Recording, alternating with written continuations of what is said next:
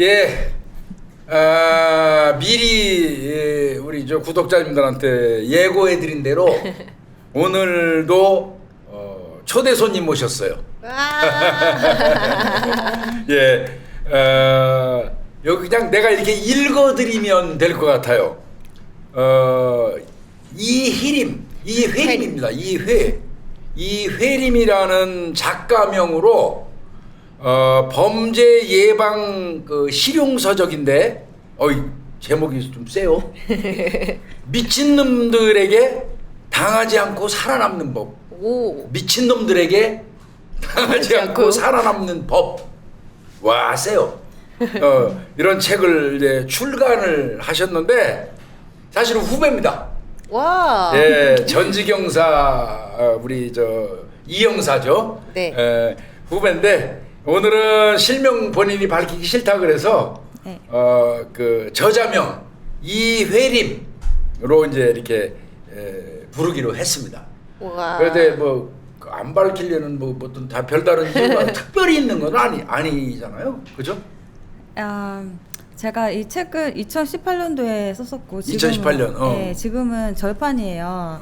근데 제가 이때도 제 어릴 때 이름이거든요. 이회림. 이 이름으로 한번 왜 요즘 페르소나라고 하잖아요. 부캐릭터. 그렇게 해서 한번 출간해서 활동을 해보니까 제가 제 본명을 보호하는 게 잘한 선택이구나 하는 생각이 들더라고요. 그래서 이렇게 여러분들 앞에서는 본명을 얘기 안 하는 거에 대해서는 좀 양해를 드리겠습니다. 근데 이회림 이 저자명으로 한다 그래가지고 그게 숨기거나 신뢰하는 일은 아니에요. 그럼요. 전혀 그렇지는 않으니까 그런 부분은 신경 안 쓰셔도 되고, 그러면 이제 제가 소개하는 것보다 본인이 본인 소개 한번 하고 이제 갑시다. 예. 안녕하세요, 구독자 여러분. 저는 이회림 작가이고요. 전직 경찰이고 형사 일을 했었고, 저는 여기 이제 책을 홍보하러 온 건 아니고, 왜냐면 책이 절판이라서 어차피 나오지 않습니다. 전 여기 왜 나왔냐면, 평소에 김복준 선배님, 제 선배님이라고 부르거든요. 원래 형사들 사이에서도. 선배님이 첫 번째 책 내신 것도 굉장히 인상 깊게 좋게 읽었고, 또 제가 경찰청 수사구조개혁단에서 일할 때 그때 저희가 수사 기소 분리를 위해서 이제 대국민 홍보를 위해서 조금 더 친근하게 사람들에게 이 수사 기소 분리 논리를 알리자, 그런 취지에서 만든 팟캐스트에 그때 첫날 제일 중요한 게스트로 모셔가지고 첫 번째 사건에 대해서 얘기를 듣는 그런 시간을 가졌고, 1회, 2회까지 나오셨거든요. 네, 맞아요. 네, 그때가 2017년도고요. 그때 제가 직접 섭외하러 맞아요. 그때 당시에 하고 계시던 팟캐스트, 그때는 직접 하신 게 아니고 어떤 모 팟캐스트에 어떤 코너를 담당하셨는데 그것도 인기가 굉장히 많았어요. 근데 거기 직접 저랑 제 후배랑 가서 전화번호 받아오려고요. 직접 가서 그분들한테 제 연락처 드리면서 연락 좀 해주십사 해가지고, 저희 이제 그때 당시 경찰청 수사구조개혁단 팟캐스트였던 형사수첩에 1회, 2회 손님으로 모셔서 진행했고, 저는 그때 그 팟캐스트를 만들었던 사람이고요. 그래서 저는 이번에 이렇게 나오기 전에는 직전에 작년 10월 달까지 경찰 일을 하면서 마지막에 했던 일이 학교 담당하는 경찰이었거든요. 보통 학교 전담 경찰이라고 부르는데, 제가 이 일을 4년을 했는데 제가 퇴직하게 된 계기가 되기도 했고, 퇴직할 수 있는 용기를 주기도 했던 그런 일이거든요. 예, 그래서 제가 선배님한테 우리나라에서 제일 중요한 건 청소년들이고 아동들이기 때문에 좀 조금 더 부모님들과 학생들, 아동들이 좀 알면 좋겠다 싶은 부분을 정보 전달을 좀 했으면 좋겠다, 이렇게 말씀을 드렸고요. 선배님께서 이런 시간을 마련을 해주셨습니다. 그래서 나오게 됐습니다. 잘하셨어요. 환영해요. 얼마나 좋아요. 이거 막 좀 동안에 말씀하신 거 맞아요. 청소년은 대한민국의 미래죠. 미래. 예, 그 아이들이 썩어버리면 우리나라 노비전이거든요. 그렇죠. 그래서 굉장히 오늘 중요하고 저는 이 말만 하고 이제 오늘 빠지려고 그래요.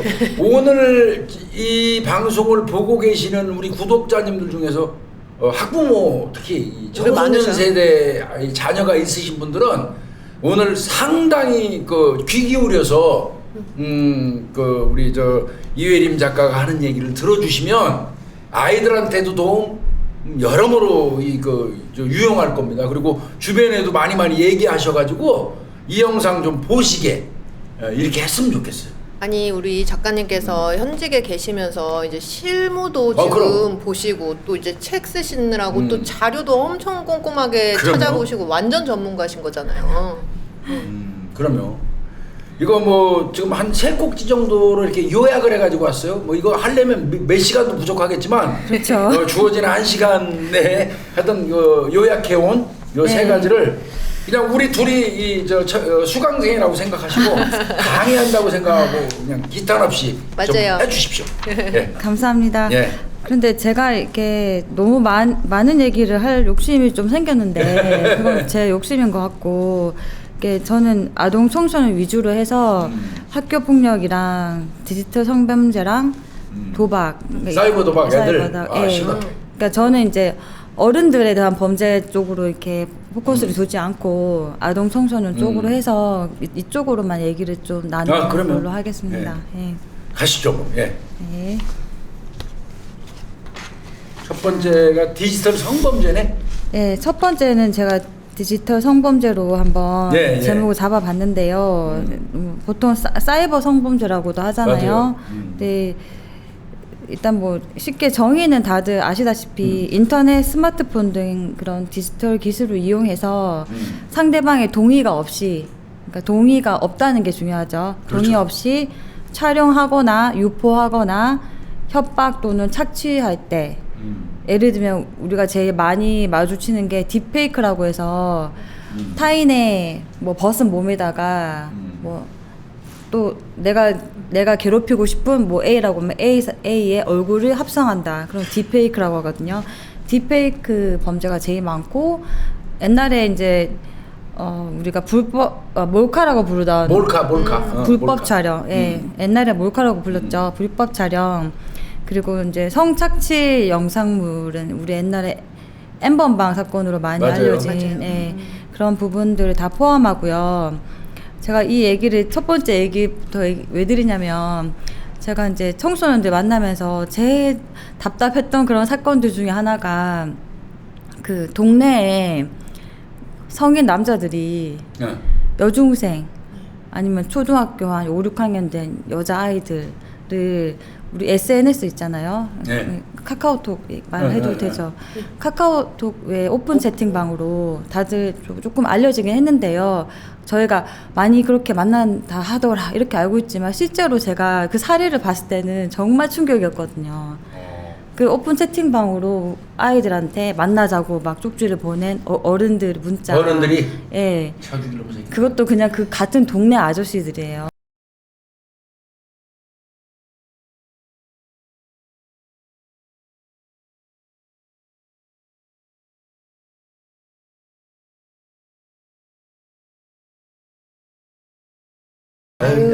그래서 제가 그 동네를 계속 이 일을 그 학교 전담을 하면서 6시 이후에 퇴근하고 이렇게 집에 안 가고 동네 순찰을 나가게 된 이유도 계속 그 생각을 떠날 수가 없는 거예요. 그래서 좀 다니다 보면 이상한 사람이 애한테 말 걸고 있지 않을까 이런 생각이 들잖아요. 그래서 계속 다니게 됐는데 제가 직접 이렇게 현장에서 잡은 건 없는데요. 그 중학교나 이렇게 고등학교 이렇게 여중생들 이렇게 만나면 슬쩍 얘기하는 애들이 있어요. 딱 보여주면서. 근데 신고는 또 안 했다고 해요. 신고를 해야지. 신고를 하기도 하는데 사실은 안 하는 경우가 진짜 더 많고요. 우리 암수 범죄라고 하잖아요. 숨어 있는 범죄가 디지털 성범죄는 너무 많아요. 근데 그 중에서도 여중생 대상으로 하는 게 너무 많았기 때문에 저는 그거를 매년 몇 건씩 직접 봤기 때문에 그게 너무 안타깝고 그래서 저는 이 부분을 좀 많이 강조를 하고 싶었고 이런 게 나중에 그 성인 남자랑 성관계까지 이어지면 또 가스라이팅 범죄로 그런 경우들이 요즘에도 종종 일어나잖아요. 이렇게 미디어에도 나오고 그래서 내가 이 사람을 사랑한 거야라고 착각을 하게끔 성인 남자가 그루밍해서 그렇게 해서 이제 자기가 신고하는 것도 잘못됐다 이렇게까지 느끼게끔 하는 그런 너무 악랄한 범죄가 신고되는 것보다 안 되는 게 더 많은 게 너무 답답하더라고요. 그래서 이런 부분에 대해서 제가 왜 말씀드리냐면 학부형들이 보고 계시면 따님이랑 싸울 때도 있고 안 싸울 때도 있잖아요. 기분이 안 좋을 때도 있지만 그 관심을 정말 많이 보여주셔야 되는 게 내가 딸이랑 사이가 안 좋더라도 휴대폰을 좀 몰래 보셔야지 된다고 생각해요. 저는 좀 적극적으로 티 안 나게 아이들 동의 받고 휴대폰을 좀 이렇게 할 수도 있잖아요. 잘 얘기해서. 동의를 받으면 애들이 다 숨긴 다음에 주겠죠. 그렇겠다. 왜냐면은 숨긴다는 것 자체가 일단 그 성인 남자한테 속박을 당한 이후에 정신적으로 그러면은 내 편은 부모님이라고 생각 안 하고 그 성인 남자만 내 편이고 왜냐면은 내가 지금 사춘기고 엄마 아빠랑 가끔 싸우고 우울할 때 많고 또 학교 가면은 애들 사이에도 좋을 때도 있고 나쁠 때도 있고 그럼 또 기분이 좋았다 나빴다 하는데 늘 내 말을 잘 들어주고 늘 나한테 친절하고 선물도 주고 좋은 말 해주고 뭐 예쁘다 얘기해주고 그런 남자 어른이 있다고 생각해 보세요. 그러면 위안이 될 수가 있단 말이에요. 그 아이들한테는. 그러면 그거를 감출 수밖에 없어요. 부모님한테. 그래서 좀 보시더라도 좀 최대한 티 안 나게 몰래 어떻게 해서든 카카오톡이나 이런 채팅 SNS를 어떻게 하고 있는지를 잘 보셔야 돼요. 잘 보시고 보면은 찾아낼 수 있고 예방도 할 수 있고 그게 1차적으로 경찰에 신고하기 전에 학교에 알리기 전에 가정에서 제일 먼저 정말 경각심 가지고 챙겨주셔야 되는 부분이 내 아이의 핸드폰 상황에 대해서 확실하게 좀 되도록 티 안 나게 잘 좀 들여다보시는 거 그거를 첫 번째로 제가 당부를 드리고요. 그런 경우가 있더라고요. 애들 이렇게 보면 그러니까 그럴 수 있잖아요. 약간 기분이 좀 깨림직하고 기분이 조금 나빠. 근데 사실은 이걸 어른들이 보면 이건 명확한 범죄인데 아이들은 그걸 잘 모르잖아요. 자기가 본인이 좀 나 이런 정도까지는 원한 건 아닌데 아저씨가 자꾸 선을 넘는 것 같고 하는데 좀 기분이 나쁘고 안 하고 싶기도 하고 그런 마음이 이제 반반 막 섞여 있을 때 사실 아이들이 모르니까 어떻게 대처해야 될지도 모르고 이러다 보니까 하면서 끌려가다 보면 점점 심한 좀 그런 그 강도가 피해 강도가 좀 심해지거나 이런 경우들이 있잖아요. 네, 맞아요. 말씀하신 거 들으니까 또 하나 생각이 나는데 어떤 여고생이 있었는데 부모님을 다 만나봤는데 굉장히 좋으세요. 가정에 부모님 때문에 생긴 그런 문제는 없어요. 근데 이제 또래 집단에서 또 이제 그런 인간관계가 힘들잖아요. 그런 스트레스 때문에 얘가 이제 혼자 방송하는 그런 걸 한 거예요. 그 청소년들이 혼자 방송하는 그런 걸 많이 하거든요. 그런 걸 하다가 성인이 거기에 엮여 들어온 거예요. 그 성인 남자랑 메시지를 주고받다가 알고 보니까 같은 도시에 살고 있는 거예요. 근데 그 성인 남자가 이제 20대 초반이었는데 자기 집으로 오라고 초대한 거예요. 근데 이 여학생은 또 순수하면요 남들을 의심할 줄 모르거든요. 그러니까 나쁘다고 생각 안 하는 거예요. 친절로 이렇게 해석하는 거예요. 그래서 집 근처에서 만났다가 그 성인 남자의 집에 간 거예요. 근데 또 왜 안심을 했냐면 그 성인 남자의 집은 그 성인 남자의 부모님이 다 같이 살고 계셨어요. 그냥 보통 일반 아파트.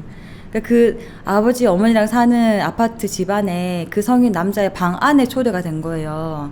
그러니까 이 여학생도 그거에 대해서 너무 위험하다도 생각을 안 하고 그냥 가서 그 방 안에서 또 이제 안 좋은 일을 당한 거예요. 근데 그 일을 당할 때도 굉장히 사랑한다는 말을 많이 하고 정말 사랑받는 존재라고 착각하게끔 그 그루밍이잖아요. 그렇게 해서 걔가 그 시간만큼은 자기한테 집중을 해준다 이런 느낌을 받은 거예요. 많은 따돌림과 소외감을 느끼고 있었는데 부모님한테 말을 못하고 근데 그렇게 해서 성범죄 피해자가 돼서 나중에는 헤어나오고 싶어도 그 남자가 이거를 말하겠다 부모님한테. 그래서 못 네, 나왔다고. 예, 그렇게 되는 거죠. 예. 그래서 제가 이 부분에 대해서 저희 이제 정부에서 노력을 하고 있는 부분에 대해서 조금 안내는 해드릴게요. 그래요. 예, 네. 그래서 찾아보니까 저희 성착취 피해 아동 청소년 지원센터 통합 보고서라는 이제 보도 자료를 2024년에 있었거든요. 2024년 보도는 이런 게 있었어요. 성착취 피해 아동 청소년 1187명이 지원센터에서 총 2만 65건의 통학 서비스를 제공받았다. 근데 그 중에 피해자 성별이 여성 98.5%, 남성이 1.5%, 나이 분포는 10에서 14세에서 16세네. 네. 14, 16세, 17, 19, 10, 13세 그러니까 10에서 16세가 제일 많네요. 네, 다 포함되고 98.5%에 모두 10에서 16세예요. 자, 이건 다 이제 신고가 된 거라는 거죠. 피해 발생 경로는 채팅 앱, SNS가 주요 경로이고, 예, 아까 말씀드렸듯이 그리고 이제 2025년도에 또 디지털 성범죄에 대한 보도가 뭐가 있었냐를 보니 딥페이크 피해가 3배 급증했는데 그래, 맞아요. 피해자 절반이 미성년자다. 이게 25년 4월 11일 MBC 뉴스예요. 2024년 딥페이크 성범죄 피해자가 1만 305명이에요. 정말 맞죠. 예, 사상 최초 1만 명 돌파했다는 뉴스가 올해 4월에 나왔고요. 이게 합성 편집 영상 피해 건수가 3배 이상 증가했고 피해자의 절반가량이 미성년자. 이 부분 이런 뉴스도 저희가 워낙 범죄 뉴스를 한꺼번에 보다 보면 이거를 또 크게 느낌 없이 지나갈 수가 있는데 되게 이거를 심각하게 받아들여야 된다고 생각하거든요. 그리고 또 25년 5월 19일에는 아동 청소년 대상 디지털 성범죄 증가해서 처벌도 강화하는 추세다라는 이런 정책 뉴스가 있었어요. 여기서 나오는 통계를 봐도 23년도에는 19세 미만 대상 성범죄 판결 3,452건 있었고 피해자는 4,661명. 또 디지털 성범죄 비중 19년에는 8.3%, 21년에는 22.7%, 23년에는 24.0%로 상승했습니다. 좀 많은 폭으로 상승했죠. 또 평균 피해자 연령이 14세. 14살.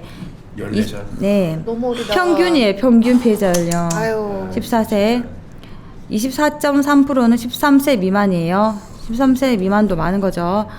피해 형태는 보통 이제 촬영물 등을 이용해서 협박하는 촬영물 등 이용 협박, 12.1% 유포 협박, 촬영한 거를 유포하겠다는 협박이죠. 15.1% 동영상 촬영 46.2%, 사진 촬영 43.9%예요. 이걸 봐서 우리가 시사점이 디지털 기반 성범죄에서 피해 청소년이 주요 피해층이다. 그렇지만 지금 다행히도 처벌과 예방 체계가 법제도적으로 강화되고 있다. 강화되고는 있죠 지금. 예. 추세는. 근데 여기서도 제가 생각나는 게 14세. 제가 어떤 담당했던 초등학교 어느 학교라 말은 못하지만 초등학교 앞에 항상 애들 학교 끝나는 시간에 기다리고 있는 어떤 오토바이를 탄 남자가 있었다는 거, 20대 남자. 애들 피해 학생이 10명이 넘었거든요. 한 20명도 넘었어요. 걔한테? 한 네. 학교에서요? 근데 제가 이게 학교에서 와달라 해서 갔을 때 피해 이렇게 받아오는 진술서를 보니까 선생님이 받아놓으셨어요. 20명이 넘었는데 신고를 안 한 거예요. 그냥 받아놓기만 했어요. 근데 성인 남자가 대기하고 있다가 오토바이 타고 애들 나오면요. 맛있는 거 주면서 아유. 말을 이제 친근하게 걸면서. 근데 보통 이제 우리가 어릴 때부터 배우잖아요. 낯선 사람하고 얘기하지 말라, 따라가지 말라. 근데 애들을 4, 5, 6학년 대상이에요. 어느 정도 좀 인지 능력이 네. 있잖아요. 4, 5, 6학년. 그러니까 애들이 사람에 대한 그런 경계심이 있는데 막 이렇게 뭐 군것질거리 주면서 친근하게 오니까 또 넘어가죠. 아이들 순수하니까 무조건 배척은 안 해요. 그러니까 그 사람이 거의 매일 있으니까 이제 친하게 되는 거죠. 그러니까 이 사람이 한두 명 애들하고 친해진 사람 생기니까 친한 애가 생기니까 자기 오토바이 뒤에 태워서 뭐 한 30분 거리를 가서 같이 보통 애들이 가고 싶어하는 그 번화가 있잖아요. 가서 같이 놀아준다거나 아니면 애들 생일을 알게 되면 생일날 불러내서 뭐 소소한 선물을 해주면서 친하게 지낸다거나 그걸 시작을 하더니 점점 심해져서는 애들 다 모아놓고는 네가 얘 때려봐 이런 거 시키는 거예요. 이게 정신병. 예, 그걸 이제 애를 가지고 장난감처럼 지배하는 갖고 거지. 노는 거예요. 때려봐 하고 너 생일이니까 생일빵이니까 맞아야 돼 하면서 초등학교 6학년 여자애를 100대를 때렸대요. 근데 막 뭐 세게 때리는 거 아니고요. 몸을 100번을 때렸대요. 근데 그 여자애가 얘기하기로는 그게 처음에는 안 아팠는데 100대를 맞다 보니까 아프죠. 그리고 점점 처음에는 재미라고 생각했는데 걔도 이상하다, 기분이 이상했다는 거예요. 이게 틀렸다, 잘못됐다를 느끼는 거예요, 점점. 그래서 그걸 이제 상담을 학교에 있는 상담실에 가서 말하고 그렇게 시작된 거예요. 그래서 전수조사를 그때 교장 선생님께서 하신 거예요. 물론 112 신고는 안 됐어요. 그래서 이제 그 20대 남자를 잡는 게 제일 중요하잖아요. 잡아야지. 그 상태로 두고 어떻게 지내요. 그래서 걔를 잡으려면 애들의 그런 진술이 중요한데 여학생 중에 한 명이 같이 잠을 잔 애가 있는 거예요. 초등학생인데? 예, 초등학교 6학년인데. 왜냐면 그 남자애가 이제 그 여자의 부모님은 맞벌이하고 집에 잘 없는 거를 이용해서 자기가 혼자 살고 있는 자취방에 초대를 한 거예요. 초대라고 표현하죠, 애들은. 끌어들인 거예요. 그러고는 그냥 같이 잠을 잔 거예요. 근데 그 얘기를 여러 명 애들이 얘기를 해줬고 본인도 그렇다 하는 거예요. 근데 이제 신고는 또 원하지 않는 거예요. 또 부모님은 또 연락도 안 되고. 그래서 일단은 제일 중요한 거는 그 남자를 잡는 거기 때문에 애들한테 그 사람에 대해서 인상착의랑 직업이 뭐라고 하더냐 여러 가지 얘기를 들었어요. 그러니까 어떤 학원에 소속된 사람이었어요. 근데 또 무슨 학원이라 말하면 또 안 좋을 수 있으니까 아이들이 다니는 여러 학원 중에 하나라고 말씀드릴게요. 그 학원 뭐야? 고양이한테 삼성 맡기는 거야? 여러 학원 종류가 많잖아요. 여러 학원 중에 하나에서 이제 가르치던 사람인 거예요. 근데 그러니까 조금 더 애들하고 친근했던 것 같아요. 그 사람 수소문 해보니까 필리핀에 도망갔다는 거예요.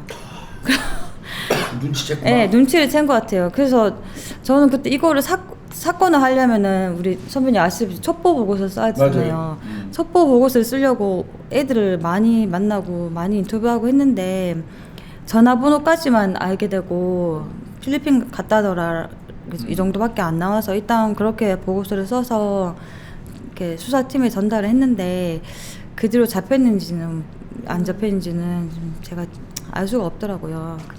근데 그 학교에서는 그 뒤로는 조용했다, 뭐 감사하다 그런 얘기가 나온 걸로 봐서는 처리한 거예요. 더 이상 피해는 없어질 것 같은데 저는 꼭 잡는 모습을 보고 싶었거든요.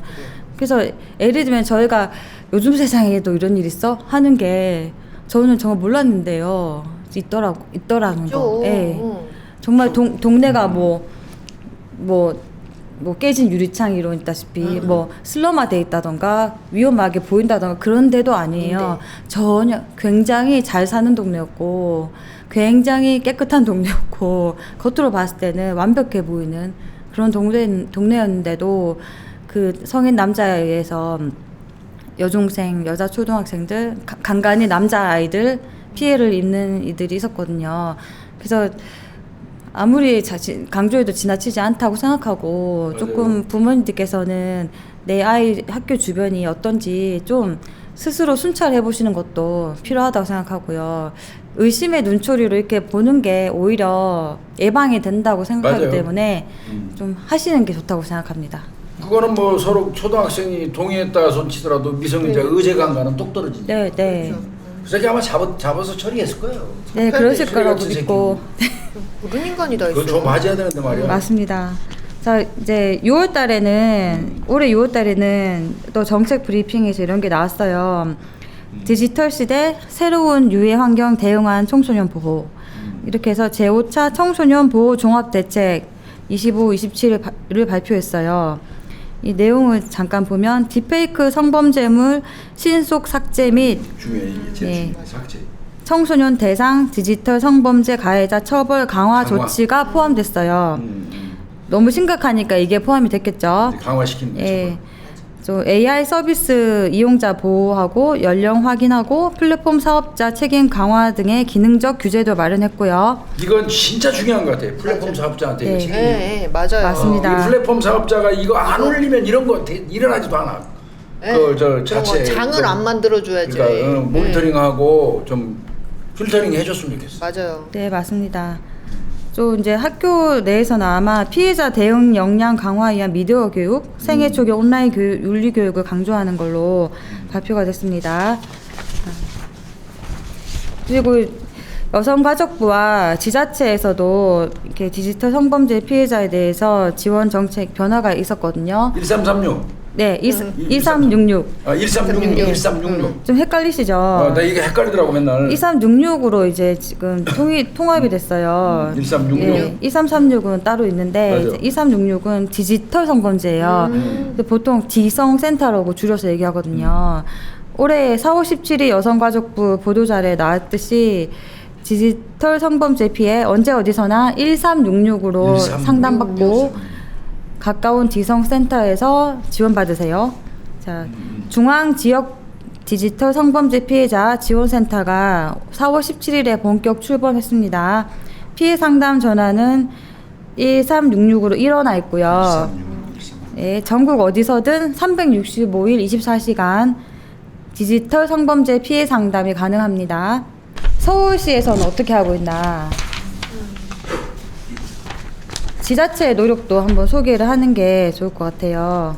자, 서울시에서는 온라인 성범죄 영상 AI가 찾아내서 6분 만에 삭제 신고까지. AI가 찾아낸다. 정말 획기적이죠. 아 이거 진짜 좋네요 이건. 서울시는 23년에 AI 기술을 활용하여 불법 성범죄 영상을 24시간 모니터링하고 해당 영상 발견 시 삭제 요청까지 자동으로 처리하는 시스템을 도입을 했습니다. 이미 23년에. 서울시는 AI 실시간 모니터링 기술을 통해 향후 수사 사법 절차에 필요한 체증과 신고 등 후속 조치를 자동으로 마무리할 계획이라고 해요. 그래서 기존에 3시간 걸리던 게 이제 6분 만에 삭제 요청 절차가 가능해졌습니다. 그래서 이제 삭제 지원도 22년에 비해서 지난해 6배 가까이 증가했고요.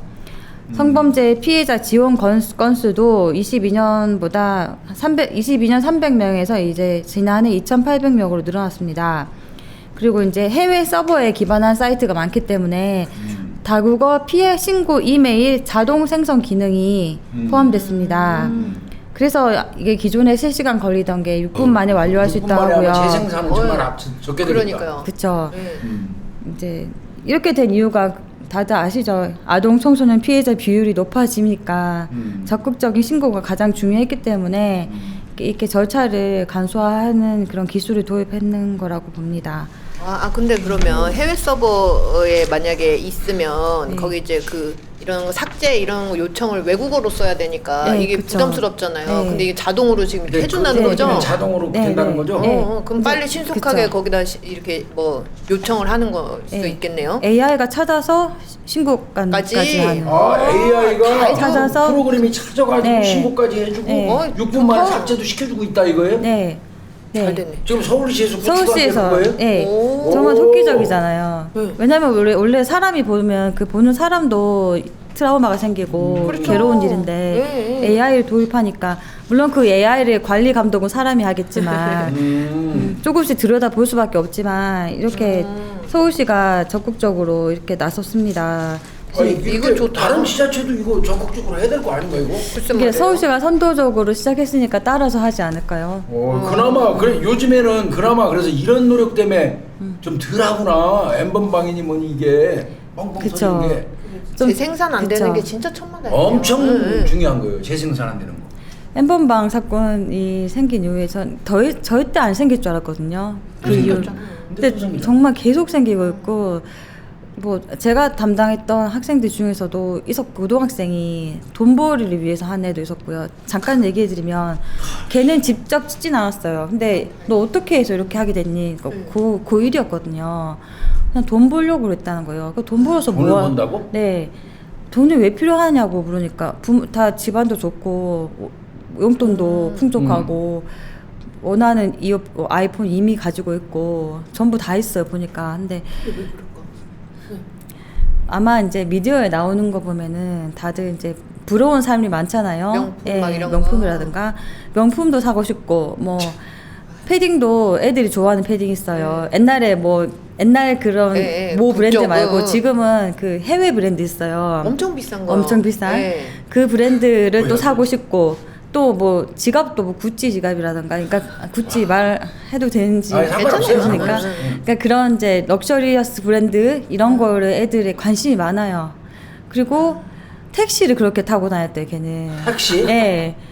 그냥 걔는 버스 탈 일 있으면 택시 타고 걸어갈 일 있으면 택시 타고 모든 걸 택시비 그리고 부산에 놀러 가서 노는 비용 뭐 또 다른 도시 가서 노는 비용 그리고 친구들 밥 사주고 여자친구 선물 사주고 그러니까 특별히 뭔가를 큰 어떤 뭐 카메라를 사고 싶다 아니면 휴대폰을 사고 싶다 그런 게 아니고요. 그냥 소비 습관이 이미 나쁜 상태예요. 근데 돈을 쉽게 버는 법을 알게 됐대요. 걔 말로는. 그 사진 내보내면 버는 거야? 예, 그냥 어떻게 했냐면 자기는 촬영 안 하고 지금 X로 바뀌었죠. 트위터였던 상에 검색만 하면은 그냥 무료로 볼 수 있는 그 불법 동영상들이 많아요. 그걸 그냥 잘 다운받아서 그걸 또 텔레그램에서 방을 만들어서 파는 거예요. 그럼 그것도 보러 오는 사람들이 있어요. 그냥 돈을 받고 파는 거예요. 근데 그 친구는 자기가 이제 뭐 여중생이나 뭐 여자 초등학생을 뭐 직접 만든 그루밍해서 그런 건 없어요. 근데 돈을 한 몇 천만 원 벌었어요. 아이고 뭐든지 그 딴 데서 퍼다가 네. 방을 만들어서 유포하면서 하는 거지. 네. 그러니까 포르노 사업을 한 거네. 네. 근데 이런 게 본인 걔만 하는 게 아니라 애들 사이에 돈 좀 관심 많은 애들은 그런 거 약간 재테크 수단 비슷하게 하기도 하는 거예요. 큰일 났어. 그래서 이 친구는 어떻게 되냐면 나중에는 자기가 전과 생길까봐 걱정하는 거예요. 이제 와서. 그래서 그 이제 저희가 선도 프로그램이란 게 있거든요. 애들한테 한 번 더 기회를 주잖아요. 네, 맞아요. 이제 중3 때부터 시작했기 때문에. 그래서 이 친구는 선도 프로그램에 되게 적극적으로 열심히 참여했어요. 의지는 있나 예, 봐요. 본인이. 예. 근데 저는 좀 사람의 본성이 그런 건데 악한 본성이 있다고는 생각이 자꾸 드는데 그럴 거면 왜 그런 짓을 했냐는 생각이 들잖아요. 근데 그 후에는 이제 들키고 나서만 후회를 하는 거고 들키기 전에는 절대 안 들킨다고 생각하더라고요. 그렇죠.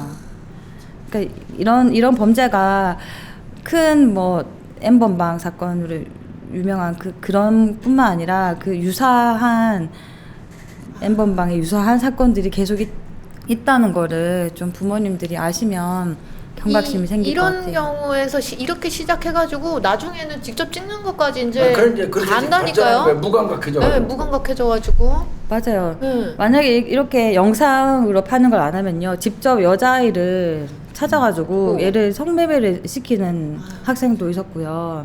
그래, 좀 네. 10대 포주, 또래 포주. 그 학생도 참 안타까운 학생인데 제가 중1 때부터 봤거든요. 근데 걔가 원래 학교폭력 피해자였어요. 피해자였는데 이제 첫 번째 잔치를 잘못 끼운 거예요.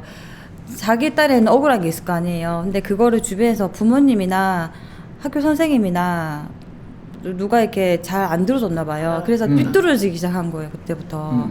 그걸 분노를 해소를 못하니까 슬슬슬 이렇게 나쁜 일을 하게 되는 거예요. 처음에는 조금씩 뭐 아이폰 훔치는 걸로 시작하더니 예, 그걸 팔아서 돈이 되잖아요. 그 돈을 가지고 다른 지역으로 원정을 가요. 다른 지역 가서 또 훔치고 아이폰 훔친 다음에 이제는 차터리를 하는 거예요. 차 문 열리는 차들 많잖아요. 열어봐서. 예, 열어서 그 안에 있는 거 다 훔쳐가고 그러다가 또 이제 다시 집으로 돌아오고 그러다가 애는 막 이렇게 온 전국의 경찰서에서 애에 대한 일을 수배가 막 내리는 거예요. 그래서 이런 학생이 있었어요. 이 학생은 디지털 성범죄는 아니지만 아예 여학생을 꼬드겨가지고 그 포주 짓을 했어요. 예, 성매매를 시켰고 그때 얘가 범죄 저지르고 다니는 걸 저랑 걔 어머니가 보면서 어머니랑 계속 연락하고 지냈거든요. 어머니께서 자기 아들 꼭 체포해 달라고. 고치게. 예. 그래서 그 어머니하고 공조해서 잡았거든요. 그거는 뒤에 제가 학교 나중에 말씀드릴게요. 네. 일단 디지털 성범죄는 이렇게 일단 여기까지 얘기하겠습니다. 그건 중요한 거 알았네. 어쩐지 요즘에 AI가 빨리빨리 삭제되고 찾아줘가지고. 그 동영상 불법 그 동영상이 딥페이크 같은 거 빨리빨리 삭제된다 했더니 그 서울시나 이런 데 이런 작업을 하고 있네요. 그렇죠. 우리나라가 이렇게 이 좋은 기술이 빠르죠. 이렇게 쓰여야 돼. 맞습니다. 맞잖아요. AI 기술은 진짜 이런 데 쓰여요. 이런 데 맞아요, 쓰여야지. 맞아요. 예. 근데 왜 이거 홍보가 안 됐죠? 그러니까 좀 더 저는 관심이 부족한 것 같아요. 맞아. 관심이 당하면서 부족한 욕만 거예요. 하지. 네. 어떻게 해야 될 어떻게 거를 해결하고 얘기를 있고 안 해. 어떻게 대책을 세우고 있는지 그런 잘 부분에 생각을 안 대해서는 해. 관심들이 없으신 것 같아요. 이런 AI가 이렇게 도입된 거는 그 관제센터 있죠. CCTV 관제센터. 거기도 제가 잠깐 일한 적이 있는데 거기도 최근에 도입이 됐어요. 예전에는 계속 관제 요원들이 계속 밤 안 쉬고 눈으로 쳐다보고 봐요, 네. 눈으로. 그런데 이제는 뭐 파란색 티셔츠를 입은 아이가 뭐 킥보드를 타고 집을 뭐 가출했다 뭐 이런 신고가 있잖아요. 그러면 파란색 키보드 이거를 AI 활용해서 착 찾아낼 수가 있어요. 100%는 아니지만 그래도요. 그래서 그 지역에서 계속 클릭을 하면서 어떤 이렇게 어떤 딱 비슷한 약간 푸르스름하기만 해도 찾아내요. 그 안에서 실제로 빨리 가출한 애 찾은 적이 있거든요. 시간이 획기적으로 단축되겠네요. AI가 네. 그런 네. 부분이 있어. 이렇게 정말 도입이 잘 돼서 범죄가 많이 없어졌으면 좋겠네요. 다음번에 또 이거 자세히 해줘야 될 것 같고 두 번째 꼭지도 가야 돼. 네, 이제 디지털 성범죄를 얘기를 나눠봤고요. 이제 학교 폭력 얘기를 해보겠습니다. 학교 폭력, 학폭, 네. 학폭, 영원한 화제. 학교 폭력은 요즘 이제 생기부 있잖아요. 생활기록부에 그 학폭 징계 받은 게 1, 2, 3, 5호까지만 유보고 나머지는 다 기재가 되기 기재되죠. 때문에 이제 대학 갈 때 또 큰 걸림돌이 됐거든요. 그래서 이제 부모님들도 그런 부분 때문에도 더 걱정이 많으시고 또 학생들은 악영향이 있어요. 너무 이렇게 학폭이 너무 좀 주목받다 보면 좀 피해 안 당했는데 얘를 떨어뜨리기 위해서 나의 경쟁자 아이고. 예. 경쟁자를 생각해 보세요. 대학 가는 판별 자료가 되는 거예요. 와 이건 어렵냐. 아니다. 이게 만연한 건 아닌데 그런 사례가 슬슬 생기고 있거든요. 나하고 나이벌 되는 애를 학폭 아닌 애를 떨치려고. 학폭으로 밀어가지고 그 해서 얘를 떨어뜨린다 이거지 경쟁에서. 네. 근데 이게 예전에는 와 뭔 일? 아니다. 이거. 이런 형태가 어떤 때 있었냐면요. 그 체육 그 전공하는 네. 고등학생들 사이에 그런 일이 있었거든요. 나의 경쟁 예를 들면 운동. 태권도 보면 얘가 괴롭혔다. 얘를 출전을 못하게 하고 싶은 거예요. 출전을 예. 시험 나가는 걸. 학폭은 증거가 없어도 우리가 학폭이 어울릴 수 있잖아요. 그렇죠. 그러니까 증거가 없어도 그 징계를 받을 수가 있어요. 우리 지금 수사하는 게 아니거든요, 학폭은. 피해 주장만 막 수사가 하면은 실체적 진실 예. 발견하고는 조금 솔직히 말해서 좀 거리가 다르죠. 있어요. 예. 어. 왜냐하면 증거를 가지고 이렇게 판별하는 게 아니고 와서 하는 진술과 그 뭐 반성 정도, 뭐 화해 정도, 고유성이 있었는지, 뭐 지속성이 있었는지 이런 걸 점수화해서 판별하기 때문에 간혹 가다가 가해자 피해자가 뒤바뀌는 경우도 있고요. 아이고. 그래서 이제 학교 폭력이 정말 예민한 사안인데 좀 말씀드리고 싶은 부분을 짚어보겠습니다. 자, 최근 뉴스를 한번 볼게요. 6월 10일 날 뉴스예요.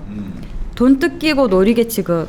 4년간 학폭 학교는 그저 몰랐다. 뭐야? 내용 잠깐 보겠습니다. 한 고등학교 3학년 학생이 중학교 시절부터 4년 넘게 또래 학생들에게 집단 괴롭힘을 당했습니다. 어떤 괴롭힘이냐면 강제로 술을 먹이거나 흉기로 위협하고 군품을 요구하고 삭발 같은 가혹행위를 일삼았습니다. 그래서 피해 학생의 가족은 수학여행 전날 학교의 상황을 보고 했는데 학교는 가해 학생들과 피해 학생을 함께 수학여행에 보내기로 결정했다고 합니다. 아이고. 또 피해 학생은 수학여행 중에도 가해 학생들의 협박성 메시지를 지속적으로 받아서 괴로움을 당했고요. 학교 폭력을 신고한 후에야 학교가 가해 학생들에게 2주간 출석 정지 조치를 취한 것을 이제 가족들이 알게 됐고, 이제 경찰분들께서 특수폭행 등의 혐의로 입건했습니다. 자, 이런 사건인데 이게 전형적인 또 학교 폭력이죠. 이런 부분을 우리 아이는 안 당할 거다고 생각하기 쉬운데요. 당해도 얘기 안 하는 경우가 더 많겠죠. 저는 진짜 교수님, 작가님 멀리 갈 것도 없이 지금 제 조카예요. 제 조카인데 중학교 2학년이거든요. 그 아이가 지금 학교 폭력 당해가지고 피해자예요. 피해자인데 지금 기간이 중학교 2학년인데 중학교 1학년 때부터 있었던 거를 아이가 이제 엄마랑 부모님들이 속상할까봐 말을 안 하고 있다가 결국은 밝혀진 것도 본인이 말해서 밝혀진 게 아니고 학교에서 이제 어떤 사건이 막 있어서 애들이 여러 명이 알게 되니까 이 아이가 지금 그 무에타이 도장에 다니거든요. 그 같이 도장 다니는 애들이 관장님 오늘 학교에서 얘 이런 일이 있었어요 이렇게 얘기해서 관장님이 알려줘서 알았어요. 그래서 지금 조사받고 이제 학폭이 이제 기다리고 있는 상황인데 이렇게 애들이 말을 안 하더라고요. 당하는 애들 입장에서는. 그게 이제 그 특수한 청소년들만의 어떤 문화야, 뭐 비겁하다거나 뭐 누구한테 이르는 건 비겁한 일이다, 뭐 이런 인식. 그 다음에 이제 한 번이 그렇게 해놓으면 또 왕따를 시켜, 우르르 와가지고 그게 두려워서 이제 못하는 건데, 이 청소년만의 또 특수한 상황 같은 게 있기는 하죠. 이런 지금 6월달에 이런 사건이 보도됐는데 이게 제가 이제 경험했던 그런 사건들을 돌이켜 보면 참 안타까운 일이 있었는데요. 이렇게 4년 동안 당한 것처럼 그 학생도 거의 4년이었던 걸로 기억하거든요. 처음에 시작은 친구 사이였는데 점점 이제 이게 뭐 1대 4라고 할게요. 피해 학생 4명이 복도에서 주먹으로 때리고 발로 차고, 그다음에 그러고 나서 이제 청소 도구함이 있어요. 그 복도 아래 단에 보면 사람 몸 들어가기 힘든 작은 공간이 있거든요. 그 안에 집어넣고 잠궈버리고 그걸 했는데 애들은 장난이었어요 라고 얘기하는 거예요. 근데 당한 애는 장난이 아니었고, 말이 안 되는 소리. 근데 이 당한 애도 평소에 복싱을 하는 애였어요. 체구는 작은데 운동을 할 줄 아는 애예요. 근데 한 번도 다른 애들 때린 적이 없는 거예요. 얘는 제대로 운동에 대해서 제대로 하는 애인 거죠. 그렇지, 나쁘게 사용 안 하니까. 예. 음. 그래서 참다 못해서 이제는 신고를 한 거예요. 선생님한테 말한 거예요. 그래서 제가 그 학교에 교장 선생님이 저를 불렀어요. 보통 교장 선생님들이 바로 부르는 경우 잘 없는데 그 학교 교장 선생님은 굉장히 적극적이었어요. 제가 여태까지 본 교장 선생님 중에서 제일 학생들한테 관심 많고 가장 이렇게 개방적인 분, 되게 친근하고, 그래서 학생들이 교장 선생님 방에 놀러 자주 가고, 예. 항상 마스크에도 하트 이렇게 그려놓고 다니는 남자분이셨거든요. 그 분이 전화 와서 이런 일이 생겼는데 학폭위에 올릴 거고 경찰에 신고도 했는데 애들이 CCTV가 있다. 근데 애들이 반성을 안 하고 있는 것 같으니까 경찰관이니까 제복 입고 와서 제대로 범죄 예방 교육을 좀 해달라 하시는 거예요. 그래서 그게 제 첫 번째 의뢰였어요. 그러니까 그런 교장 선생님 저한테 해달라 하는 게. 그래서 그 상담실에 애들을 딱 모아놓은 거예요. 그래서 그리고 CCTV를 학생 부장 선생님이 가져다 주셨어요. 그래서 그거 노트북으로 틀어놓고 보면서 애들하고 저는 일단 처음엔 화기애애하게 동그란 테이블에 앉아가지고요. 그 상담 선생님도 있었어요. 왜냐하면 상담 교사분이 처음부터 끝까지 보셔야죠. 어떻게 저 혼자 이렇게 저한테 맡기는 것도 상담 교사님이 일단 관리 감독도 필요하잖아요. 그래서 저도 상담 선생님을 의식하면서 애들하고 얘기를 시작했어요. 근데 물어봤죠. 너 이거 지금 너 뭐 하는 행동이니? 뭐 하고 있어? 네 행동에 대해서 설명을 해봐라 그랬어요. CCTV 보면서. 그러니까 애들이 CCTV 확실히 찍혀 있잖아요. 막 헤드락 걸고 때리고 발로 차고. 근데 그걸 이제 굉장히 유화해서 말하는 거예요. 그냥 툭 건드린 거고 그냥 장난이고 어깨 동무한 거고요. 그래서 애들이 절대 반성하는 기미가 안 보여서 이제 조금씩 조금 더 강도를 높여서 얘기를 했어요.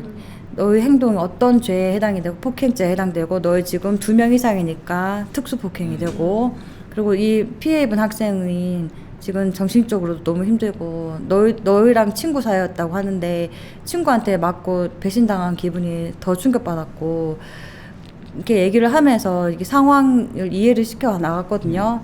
그러니까 나중에 가서는 잘못했다는 얘기는 나와요. 반성하고 있다는 얘기는 해요.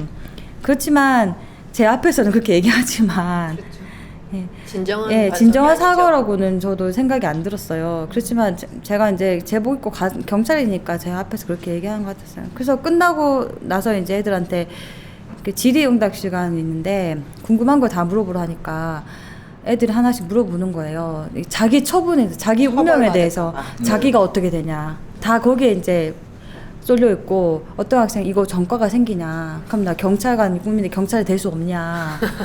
그래서 제가 경찰이 남 주먹이라고 때리고 비겁하게 그런 학생한테는 좀 이렇게 되면 전과가 생기고 교도소에 가게 될 수도 있다. 계속 네가 이런 버릇을 고치지 못하면 세게 말씀. 이런 정도로 얘기를 이게 사실이니까요. 네. 이 정도까지 그러니까 세게를 얘기해달라고 교장 선생님이 부탁하셨어요. 그래서 상담 선생님도 계시니까 그렇게 애들이 이제 다시는 하면 안 되겠다를 이제 느끼게끔 해줬거든요.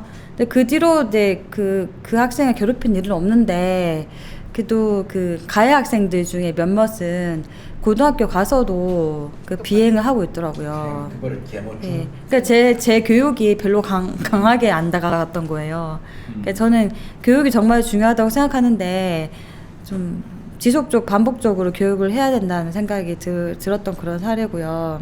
아 그리고 그 학생이 또 안타까운 게 고아였거든요. 고아고 위탁 가정에 이렇게 보호받고 있는 학생인데 이 다수의 아이들이 이렇게 하니까 얘가 더 안타까운 그런 부분이 있었어요. 신체적인 어떤 그 기능보다도 심적으로 위축돼 있기 때문에 여러 명이 덤비면 치고 들어가는 거라. 맞아요. 그런 거 안타깝죠. 안 됐다. 학폭은 뭐 이거 다 포함되는 거죠. 신체 폭력, 언어 폭력, 왕따, 집단 따돌림이라고 사이버 폭력, 성폭력, 금품 갈취 및 강요, 스토킹 및 협박. 근데 애들끼리 스토킹 및 딱 계속 쫓아다니고 계속 안 좋은 거 계속 보내는 거지. 뭐 그리고 이상한 거 계속 보내고 사귀자고 자꾸 계속 얘기하고 지들끼리 꼬맹이들끼리도 그런 자꾸 문자 보내고 사귀자고 계속 문자 보내는구나. 그것도 있네 진짜. 그렇네요. 스토킹이래고.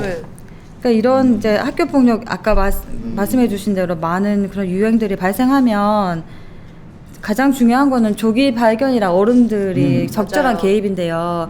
아까 사례 말씀해 주셨듯이 조카분 이렇게 몇 년 동안 당해도 왜 얘기를 못하니 이렇게 물어볼 필요가 없게 됐어요. 이제는 못하는 게 당연하고요. 착한 학생들일수록 더 그렇다고. 너무 말을 못하고 부모님 걱정시키기 싫고 그리고 또 또래 집단 아까 선배님 말씀해 주셨듯이 제가 고자질했어. 그런 시선도 신경 쓰이고 그냥 내가 피해만 안 당했으면 얼마나 좋을까. 그냥 이렇게만 생각하는 거예요. 맞아요. 그래서 이제 다양한 창구로 경찰은 뭐 127로 신고해라, 112로 신고해라 이렇게 계속 홍보를 하는 건데 지금 적극적으로 신고를 한다고 하지만 그래도 더 많이 신고해서 도움을 받았으면 좋겠습니다. 그러니까 부모님들이 자기 자녀 그걸 좀 살펴봐야 될 것 같아. 애가 지금 나한테 말 안 하고 왕따를 당하거나 지금 학교 폭력을 당하고 있는 건 아닌가?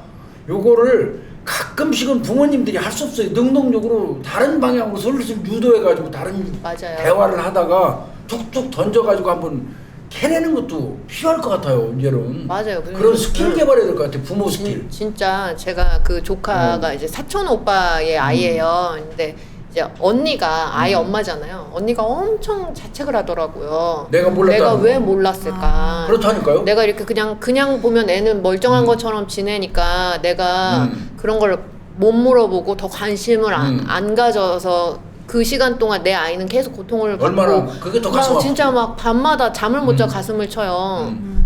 그래서 이제 그 겉보기에는 내가 괜찮아 보일 수 있는데 뭐 막 외상이 있는 거 아닌 이상 진짜 이제 계속 물어보고 그런 거 있으면 얘기해 줘야 된다는 걸 애들한테 설명도 해줘야 될 것 같아요. 자주 해야 될 것 같아요. 자주. 뭐 엄마가 걱정할까봐 얘기 안 하고 그러지 않아도 괜찮다. 너한테 힘든 일이 있으면 알려줘야 되는 게 너무 당연하다라는 거를 자꾸 설명해주고 물어봐주고 이거 진짜 중요한 것 같아요. 예, 맞아요. 그렇게 얘기를 하시다가 어머니들께서 답답하니까 말실수하는 게 있어요, 학생한테.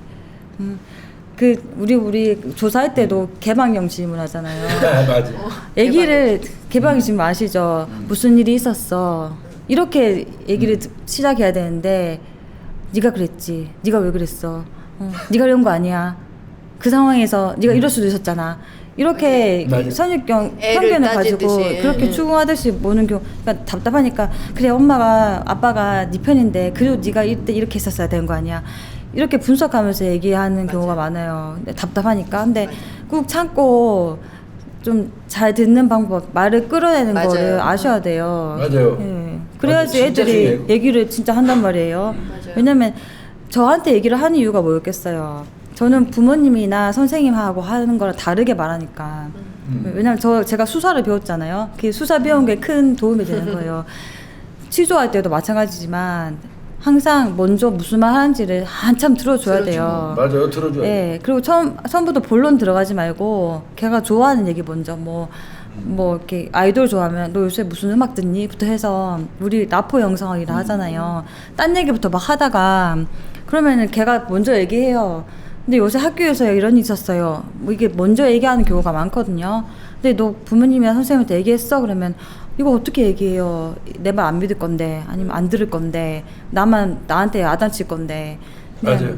그렇게 흘러가기 때문에 좀 대화 나누실 때 속에서 부하가 치밀어 오르셔도 꾹 참으셔야 돼요. 기다려주세요. 맞아요. 예, 맞아요. 그게 꼭 강조드립니다. 예전에는 우리 때는 또 이랬다고 애가 이제 학교 갔다 와갖고 그날 학교에서 있었던 일을 봐서 자발 부모 앞에서 막 얘기한다고 그러면 그랬어? 그런 일이 있었구나 이렇게 갔으면 걔는 무슨 일이 닥치면 얘기할 더 거예요. 얘기할 때. 네. 근데 바로 대뜸 얘기 자식이 사내 새끼가 돼갖고 뭐 자발되고 막 이러면서 그 학교에서 있었던 일을 막 와서 얘기하는 걸 끊어.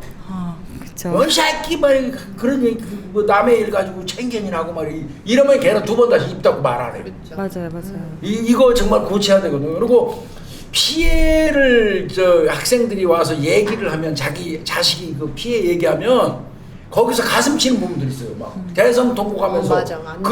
그 모습을 보면 그 아들은 다음번에 그런 일이 있어도 절대 말 안 말 합니다. 안 맞아요. 우리 엄마한테 우리 아빠한테도 이런 큰 고통을 상처를 줬다는 그 자책감에 시달리기 때문에 아주 냉정해야 되거든요. 거기서 맞아요. 울고 막 아이고 한숨 쉬고 이러는 거 안 돼. 정말 안 해야 되거든요. 맞아요. 뭐 이런 거는 좀 알았으면 좋겠어요, 진짜. 맞습니다. 요거는 그래도 이거 꼭 해야 돼. 시간이 많이 흘렀는데 네. 오늘 사실은 제가 제일 관심 있게 지금 본 그 꼭지 중에 그 우리 그 유예림 씨가 해줘야 될 거 네. 도박, 청소년 도박. 네. 이거 나 요 근래 이렇게 심각한 줄 몰랐었어요. 근데 주변에 의외로 많더라고 이게. 맞아요. 내가 전직 경찰관이라고 애들 도박 관련된 거 문의가 엄청 오는데 요즘에 너무 잦아요 이게. 너무 많이 와 이거 나한테 연락 오는 게. 이렇게 그렇게 많이 됐나요 이게? 네, 맞습니다. 지금 최근 뉴스부터 한번 볼까요? 네. 이제 청소년 도박에 대해서 굳이 우리가 너무 관심이 있어서 막 검색해보지 않고는 흘러서 그냥 지나가잖아요. 그런 거 같아요. 네, 정말 얼마나 만연해 있는지에 대해서 자 6월 11일 뉴스 보도입니다. 경찰 불법 도박 사이트 운영한 수원 조폭 검거. 이 조폭들이. 근데 기가 막히죠. 어른들을 상대로 한 거 아니야?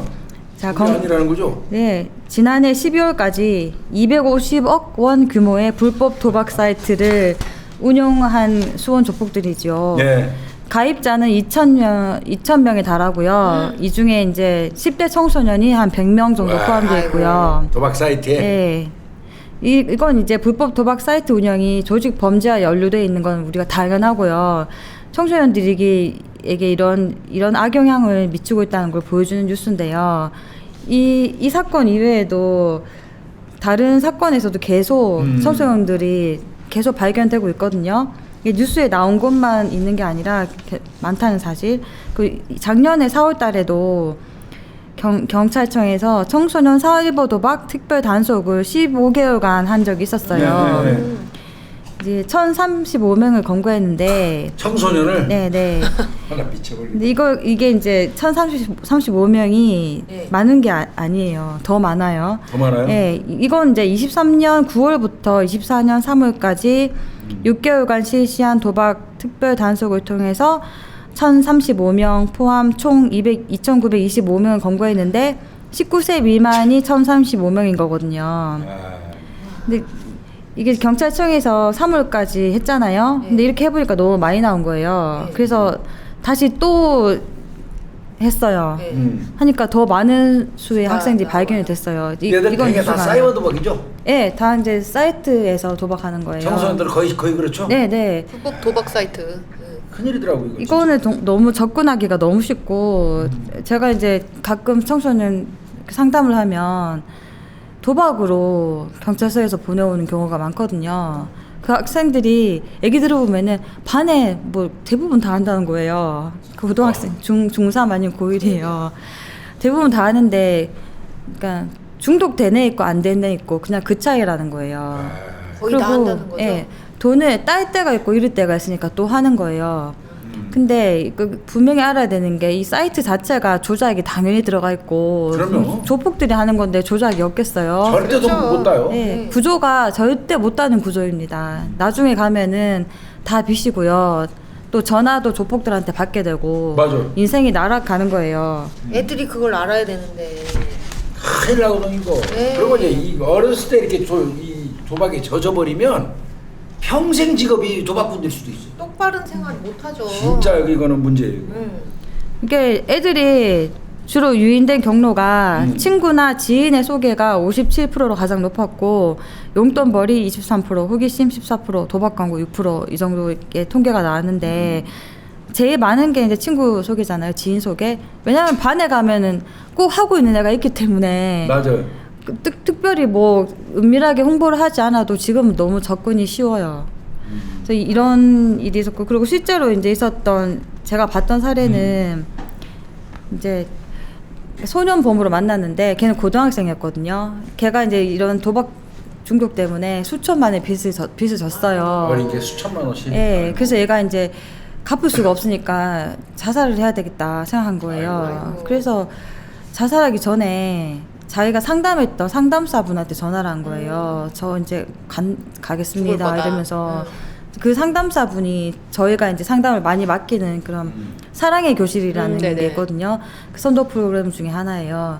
그 미술 심리 치료 하시는 분이었는데 그 나이가 지긋하신 여성분이신데 그분한테 애가 전화를 한 거예요. 왜냐면 처음에 상담 받으러 갈 때 전화번호를 저장하잖아요. 네네. 자기가 이제 죽겠다 생각하니까 어딘가 말은 하고 싶잖아요. 그 이분한테 전화하니까 이분이 그때 새벽인가? 그때 밤에 바로 걔 집 앞에까지 가서 예 구출을 해낸 거예요. 그때 저는 제가 간 게 아니고 다른 경찰관이 갔어요. 근데 이분이 그 경찰한테 전화를 해가지고 그 경찰을 또 깨웠어요. 이렇게 잠자고 있으니까 그렇게 해서 직접 가서 그 남학생을 구출을 하고 그 남학생을 자기 센터에 알바 시키면서 용돈도 주시고 그렇게 해서 이제 돈을 갚아 나가는 그런 경험을 또 선사를 해주시고 아유, 좋은 일이네. 네, 그래서 그 학생은 또 대학교도 갔어요. 대학도 공대를 가서 열심히 지금 공부하고 있는데 빚도 다 갚았거든요. 그래서 이렇게 주변에 좋은 어른이 있으면 이렇게 죽음 직전에서도 이렇게 구출해내는 일이 있다. 근데 도박이 그만큼 중독이 심하고 빠져나가기 힘들다는 거고 또 이런 도박 중독 청소년들의 말들을 한번 모아봤어요. 제가 쭉 읽으면서 우리가 네. 조금씩 얘기 나눠볼게요. 이게 이 내용은 시민단체예요. 도박 없는 학교를 통해서 불법 도박 사이트 계좌를 신고하거나 또 한국도박문제예방치유원에서 상담받으면서 삶의 균형을 찾아가고 있는 학생들이 말들이에요. 자, 19살 A군, 19살 A군 중학교 1학년 때 동네에서 친구들이랑 형들이 다 온라인 도박을 했어요. 그렇게 처음에 알게 됐다가 어떻게 하는지 물어봐서 사이트를 찾았더니 재밌어 보여서 시작한 거죠. 시작을 중2 때부터 했답니다. 중학교 1학년. 네, 이건 자 19살 B군. 저는 중학교 3학년 때 친구들이 온라인 도박으로 돈을 쉽게 버는 것 같아서 시작했습니다. 쉽게 번다. 네, 친구들이 운 좋으면 몇 천만 원도 딸 수 있다고 얘기해서 아이고야. 네, 다 18살 C군. 고등학교 1학년 때 친구들이랑 선배들이 너도 한번 해보라고 해서 호기심이 생겼어요. 사이트 이름만 검색하면 바로 접속할 수 있더라고요. 이게 접근이 너무 쉽죠. 쉽죠. 접근이 너무 쉬운 거예요. 자, 또 이제 19살 A군으로 넘어갈게요. 19살 A군 주변에서 많이 하니까요. 친구들이랑 만나서 놀면서도 하고 애들이랑 연락해도 온라인 도박 얘기하고 재밌었거든요. 근데 점점 집중이 잘 안 되는 것 같고 학교에 있어도 종일 그 생각만 맞아. 나서 잘 못 다니고 그쵸? 또 전날에 좀 많이 잃었다 하면 학교에서도 이거 다시 따야 하는데 그 생각만 들더라고요. 온통 이게 이제 그 도박. 19살짜리 머리에서 나오는 생각이 그러니까요. 온통 도박으로 가득 이거 찬 이제 거잖아요. 중독되기 시작. 이 중독된 거예요. 중독이에요 이거. 네, 중독. 자 이제 21살 D군이에요. 이 학생은 지금 21살 되기 예전부터 했다는 뜻이죠. 자, 다 합쳐서 2천만 원까지 빌려봤어요. 빌려서. 웬만해서는 지인한테 빌렸죠. 아이고. 돈을 따도 연락이 와서 어디서 도박 사이트에서 연락이 와서 너 미성년자인데 지금 이 돈을 안 받고 탈퇴하면 그냥 없던 일로 해주겠다. 근데 이 돈 받고 돈을 받겠다고 하면 너를 경찰에 신고해서 조사받게 하겠다. 이렇게 하고는 강제로 탈퇴시켜 버리고. 자 수법이 나오죠. 이제 조폭들 수법이 나왔죠. 딱 조법 조법. 이런데 당하면 안 되죠. 자 18살 C군. 주위 친구, 동생들, 부모님까지 해서 어떻게든 돈을 끌어모아서 그걸로 다시 도박하고 제 물건도 팔아보고 아이고야. 사기도 치고 대행 사기나 물건 사기 같은 거 많이 해서 불법적인 일을 해서 돈을 모았죠. 아유. 자 도박 때문에 범죄의 길로 들어간 사례고. 자 19살 B군. 전 학교에서 온라인 도박하는 거 선생님이 보셨는데 재밌겠네 하고 가시던데요. 아 뭐야. 이게 뭐야? 그러다가 아는 형이 도박 끊을 수 있게 해서 도박 끊을 수 있게 관련해서 시민단체 도박 없는 학교죠. 시민단체가 있다고 해 같이 가자고 해서 결심하게 됐다. 그러니까 이거 선생님이 모든 선생님이 이러시지 않겠죠. 아니면 선생님이 대충 봐실 수도 몰랐을 있어요. 게임 같은 예. 거 하는 줄 알고. 그랬을 수도 그래서 이게 이제 관심이 있는 도박에 대해서 이렇게 인지가 확실하신 분이면 한 번 더 받겠죠. 근데 관심이 네. 없는 거예요. 잘 모르는 거예요. 네, 이제 선생님들 더 자세히 보시겠죠. 이 선생님이 고의로 그러시지 않았을 거라고 생각합니다. 자, 19살 A군 도박을 안 하려고 했는데 계속 생각이 나요. 이게 중독이야. 네. 제가 굳이 도박 사이트를 안 찾아도 사이트 운영자들이 제 인적 사항이랑 그렇지. 전화번호를 아니까. 한번 등록됐으니까. 네. 계속 오는구나 연락이. 하루에 전화고 문자고 8통 정도는 기본으로 오고 아 이런 이벤트 있는데 게임을 해볼 생각 없냐 이렇게 욕구를 깨워서 많이 힘들었죠. 이제 수렁에 빠져들은 거죠. 나쁜 어른들이 아이들을 이렇게 착취를 맞아요. 합니다. 자 19살 B군으로 말씀드릴게요. 시민단체에 도박 사이트 계좌를 제공하면 계좌가 막히잖아요. 그렇게 사이트 문 닫고 바꾸고 하는 거 보니까 내가 왜 이런 거에 빠져 있었지? 아무것도 아닌데 이렇게 현타가 와서 완전히 끊게 됐어요. 다행이네. 자 이렇게 중독에 됐다가도 이렇게 빠져나간다는 그런 얘기죠. 희망은 있습니다. 자 18살 C군.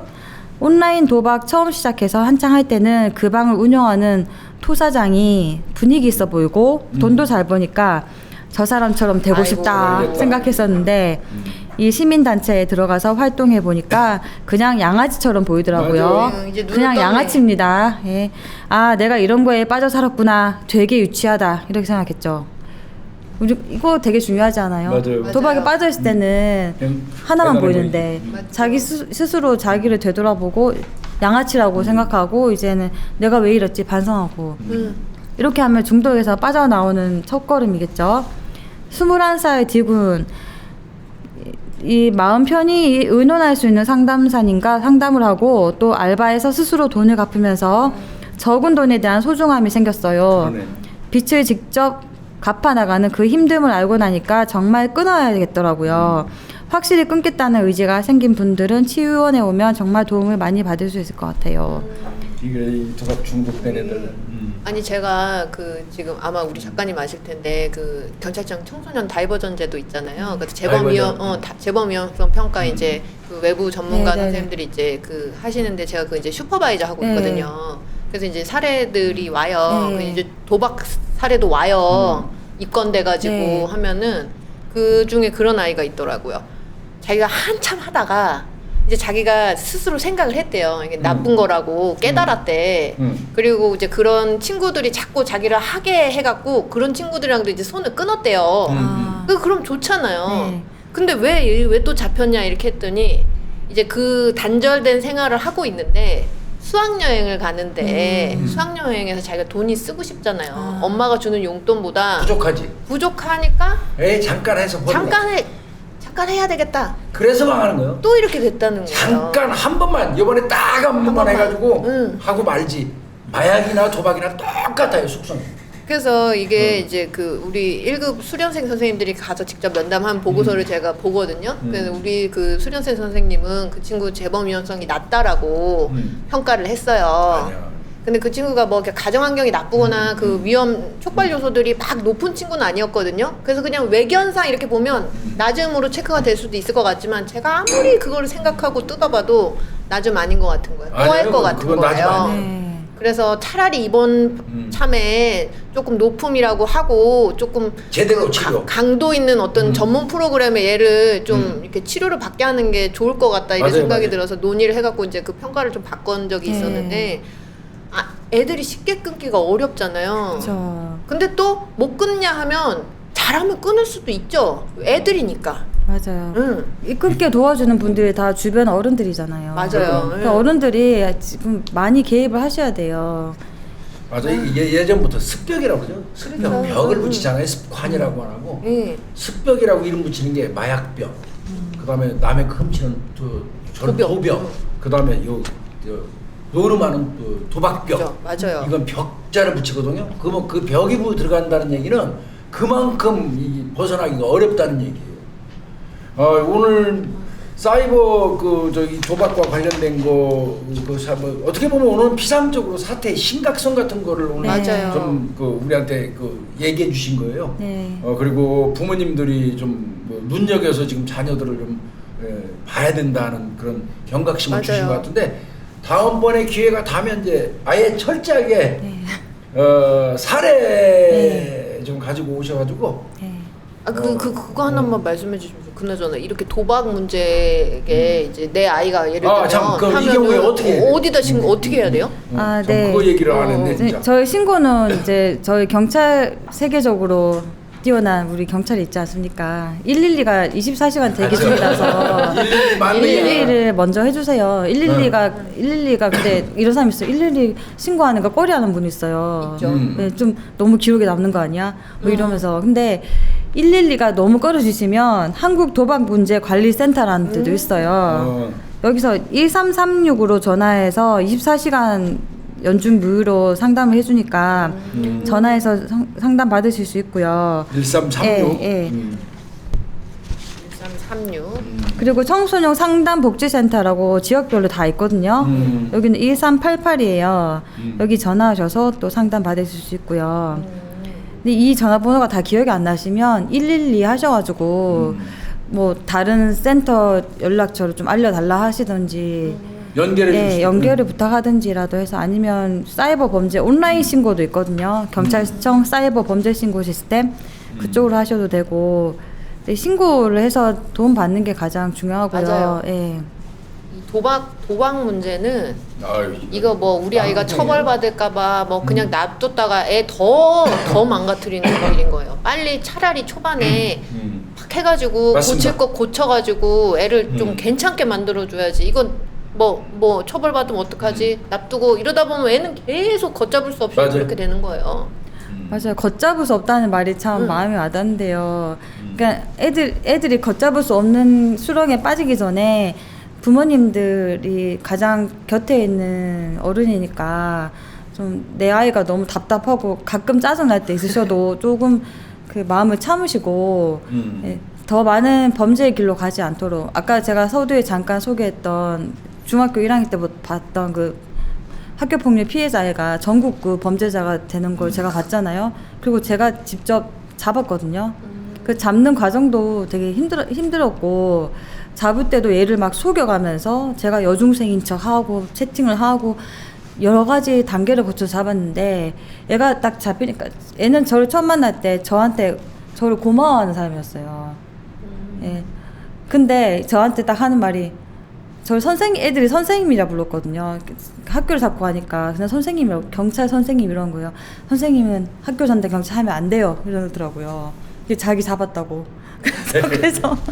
그래서 어머니랑 저랑 같이 공조한 거예요. 일요일에 잡은 거예요. 어머니가 얘가 전국을 돌다가 집에 옷 갈아입으러 왔다고 저한테 문자 와가지고 저는 이제 저희 아버지 계신 경주에 있었는데 기차 타고 저희 사무실까지 가서 걔들 집 근처에 가서 또 이렇게 준비를 하고 얘 수배 내려놓은 형사과 형사분들한테 연락해서 나와달라고 얘기하고 그런 식으로 또 다른 학교 전담 경찰관 또 집에 쉬고 있는데 얘 지금 꼭 잡아야 된다. 이 지금 전국구로 이렇게 많고 이제는 여자의 성매매 포주지까지 하는데 해서 그때 다행히 다 모여줘서 바로 그날 아이폰 팔러 온 여중생 만나는 줄 알고 나온 거예요. 아니 아이폰 사러 오는 자기가 훔친 거. 네. 그래서 제가 저를 보더니 깜짝 놀라고 그래서 걔가 저한테 하면 안 된다고. 배신감 느꼈다. 네. 다음번에 이런 얘기를 한번 기회 하셨으면 좋겠어요. 그래. 네. 오늘은 어떤 우리 저 학부모님들 특히 근데 사실 이제 우리나라 말 중에서 잘못된 게 학부모. 왜요? 학부모라는 말 속에는 기본적으로 어떤 아이든지 둘 다 부모가 있는 걸로 인식하는 선입견이 깔려 있어요. 그렇네요. 네. 그 양육자님이라든지 이런 걸로 불러줘야 되는 마치 학부모님이라고 부르는 거 잘못된 거예요. 가정 내 보호자. 바꿔야 될 용어들이 지금 우리 사회에 굉장히 많은데 언제 제가 그런 얘기 한번 하겠습니다. 네.